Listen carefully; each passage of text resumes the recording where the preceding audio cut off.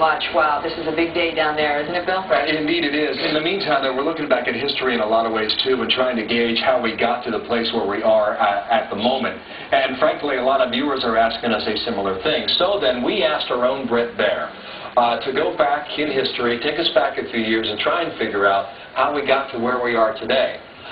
Brett sorts through the mess right now.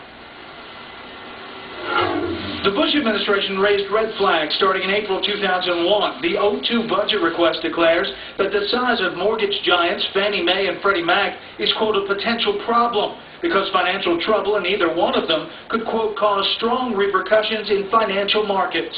In 2003, the White House warning about Fannie and Freddie was upgraded to a systemic risk that could spread beyond just the housing sector. In fall of 03, the Bush administration was pushing Congress hard to create a new federal agency to regulate and supervise Fannie and Freddie, both government-sponsored enterprises, or GSEs.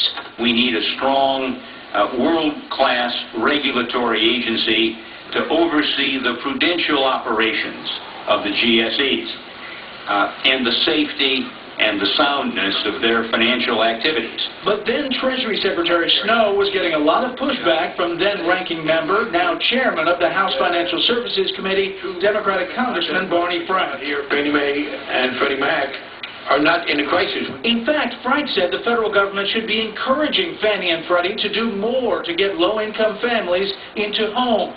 And he believed too many people had a sky-is-falling mentality. The more people, in my judgment, exaggerate a threat of safety and soundness, the more people conjure up the possibility of serious financial losses to the Treasury, which I do not see. I think we see entities that are fundamentally sound financially and withstand some of the disaster scenarios. And even if there were a problem, the federal government doesn't bail them out. But the more pressure there is there, then the less I think we see in terms of affordable housing. The legislation was blocked. In 2005, Fed Chairman Alan Greenspan added his voice on Fannie and Freddie after Fannie leaders admitted major accounting screw-ups.